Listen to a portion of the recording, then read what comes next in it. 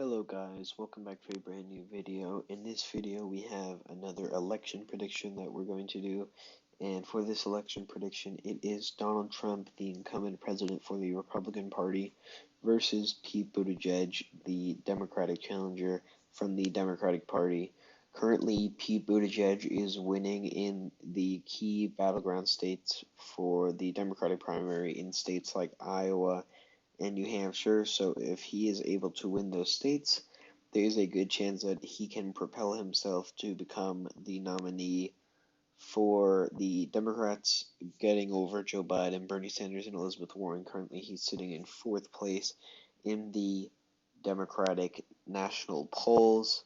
I've done videos predicting the elections for Pete Buttigieg, for Bernie Sanders, Elizabeth Warren, and Joe Biden, so you should check those out as well. But we're going to start off by filling in the safe states for both of the candidates. For Donald Trump here, we'd have all these states. All of these states will go to the president no matter what. Is that going to be it? Yes, it is. Going over here to the Democrats now. I believe that for Pete Buttigieg, he would win. Oh, sorry. Donald Trump would also win Missouri safe, and Pete Buttigieg would win all of these states safe. He would win all these states, going all the way down here, and Hawaii. So that puts us at 125 safe electoral votes for Donald Trump, the incumbent president, versus 176 safe electoral votes for Pete Buttigieg. So we'll start off filling off the likely lean and tilt states. We'll start over on this side now. Usually we start over here, but these are the states that will actually be called last. So we will start on the eastern seaboard of the United States. To start off, I think that Maine at large will go likely to Pete Buttigieg, and Maine's second district will go lean to Donald Trump. Maine's second district was a flip to Donald Trump from the 2012 election. I think that if Pete Buttigieg is the nominee, Donald Trump would retain that, even though it was a flip to the Democrats in the 2018 midterms for the U.S. House of Representatives. But I still think it would go to him. New Hampshire, I think, will go lean. I think that Pete Buttigieg has a lot of appeal up in this area. He is doing well for the Democratic primary polls, and it is still a blue state. It hasn't gone red for a while, so I think that Pete Buttigieg would be able to win it. From the state of, we'll go down here, from the state of Florida, I think that he will win it lean. In almost all the other election predictions I have done, I have put it as a tilt state. But I believe that if Pete Buttigieg was the nominee, he doesn't have enough appeal to younger Latino voters. He wouldn't win the Latino vote by as much, and Donald Trump would be able to expand his vote tally on the Latino vote. And so I think that while Pete Buttigieg is also popular amongst old people and young people, I don't think that in Florida, now being Trump's home state, would be going to a non-incumbent. Going up here to Georgia, I think even with the tilts and everything, Georgia would be a likely state for the president. Pete Buttigieg has almost no appeal amongst the African American community. You can see in South Bend, Indiana, he doesn't have much approval from the African American community. You can see it in the Democratic primary polls as well. He doesn't have much approval from them. They're going to candidates like Joe Biden. Whether Pete Buttigieg would be able to attract support by getting a vice presidential nominee like Cory Booker, for example, I think that could make it closer. But right now we're going to put Georgia as a likely state for the incumbent president, despite the trends that the state is having. Going over to the state of North Carolina, I think that North Carolina would be a lean. This is still a swing state, but it hasn't been blue since 2008, and I think that it's going to go to Donald Trump in almost any situation, unless, say, the economy falls apart or something. Going over to Virginia, I think that Virginia would be lean. This is a state that Pete Buttigieg will be able to do well in. There's a lot of old establishment Democrats, and Pete Buttigieg actually fits that narrative in many ways. He's popular amongst old people and also popular amongst younger people. And so I think that he would be able to win over the establishment Democrats. We're going to go down here to the south. I think that Texas would be a win for the president. Pete Buttigieg wouldn't actually do as bad here as I think maybe Bernie Sanders or Elizabeth Warren would, but despite the trends, it would still go to Donald Trump by a lean margin. In the state of Colorado, I think Colorado will be lean and New Mexico will be likely. I usually do these two states together because they're similar in many ways. Trump has actually helped the people of New Mexico a lot with his economic policies, but I think that it will still go likely to Pete Buttigieg in this situation, even with the Native Americans that might not like the fact that Pete Buttigieg is gay or anything. But in the state of Colorado, I think it would be lean towards Pete Buttigieg because of the fact that it's a socially liberal area, and it would like a candidate like Pete Buttigieg, in my opinion. Going over here to the west now, we'll go to the west, and then we'll go back to the Rust Belt over here. I think that the state of Arizona would be tilt. I think that people in the suburbs, in Phoenix, the places that Trump is most unpopular in, Pete Buttigieg might be able to attract enough of those voters to maybe flip a Senate seat that they have here going on.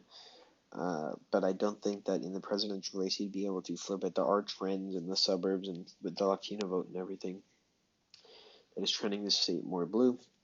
But I think that if Pete Buttigieg were the nominee, he would go by a tilt margin, which would be a good result for Pete Buttigieg. I think from the state of Nevada, Pete Buttigieg would win it by a tilt margin. I think that this could easily go to Donald Trump. It's a state that was considered one of the actual swing states, not states like Michigan, which is surprising, but Nevada was considered a swing state, one of the few swing states that Hillary Clinton actually won, and I believe that Pete Buttigieg has enough support in the suburbs of Las Vegas to be able to go to Pete Buttigieg from the state of Oregon. I think that he would win it likely. I think that if he's the candidate, he would have a lot of appeal up in this place, just not as much to get it by a safe margin.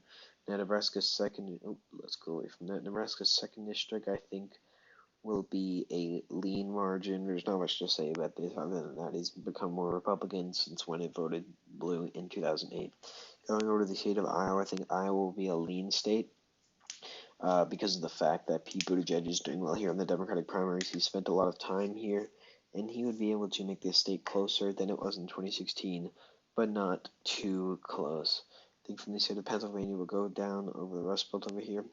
He would win Pennsylvania by a lean margin. In the Philadelphia suburbs, I think they might like Pete Buttigieg enough to turn out for him, but maybe not the African American community that exists in Pennsylvania. And so I think for that reason, with economic policies and everything that Trump has at the current moment, Donald Trump is going to win the state. From the state of Ohio, I think will be likely. I think a lot of people in Ohio might not like the gay thing about Pete Buttigieg. I just don't think that they would turn out to vote for Pete Buttigieg. And if you look at it currently, Donald Trump, with that state, is already at 280 electoral votes. He only needs 270 to win. But currently it is at 280 electoral votes to Pete Buttigieg is 222. I think from the state of Michigan, it is going to be a tilt margin, probably the closest out of all of these Rust Belt states. It is a blue state traditionally, but I think that since Donald Trump was able to win in 2016 and the economy is doing well, Donald Trump will win it, but by a very close margin. From the state of Wisconsin, I think it will be lean. This is a bit more red of a state than Michigan is, although it was all part of that blue wall. I think that Donald Trump will be able to retain the state in his column, although it will be a very close election. Now, from the state of Minnesota, I think this will actually be a flip towards the president. I think of all the states, could be more of an unlikely one to flip towards the president. Maybe Nevada would flip first, maybe in New Mexico, maybe Virginia or New Hampshire. But I think that Minnesota, in this situation, Pete Buttigieg just wouldn't be able to garner enough support to be able to get support in the suburbs, especially in the rural areas amongst middle-aged white voters, white women voters. That is what won Donald Trump the election. And so I think because of that, Pete Buttigieg would lose the state by a flip, the only flip that Donald Trump would get in this election, in my opinion. And that would be a victory for Donald Trump. So looking at the final map here, currently it is at 316 electoral votes for Donald Trump and 222 to Pete Buttigieg. In the 2016 election, it was 306 to 232. So this would be not too different of a result, but Pete Buttigieg would lose the state of Minnesota, and Trump would expand leads in states like Wisconsin and Pennsylvania, Florida, North Carolina, and Georgia. even though there are trends there that may go against Trump, I think Pete Buttigieg will lose support in those states. But you see, there is room for Pete Buttigieg to be able to win. If he were able to win back the states of Minnesota and Michigan, and then maybe pick off Wisconsin or Pennsylvania, and then, maybe pick off Arizona or Florida somewhere, he'd be able to get into the White House. But it would be a very close election. Obviously, this is going to be one of the closest elections ever. And at the end of the day, when it's all said and done, I think that Donald Trump will end up with 316 electoral votes to Pete Buttigieg's 222 electoral votes. So that concludes this video. I hope you all enjoyed. This is just my opinion for the election prediction. You may think something different, but this is my opinion. So yeah, I hope you all enjoyed this video, and I will see you guys next time.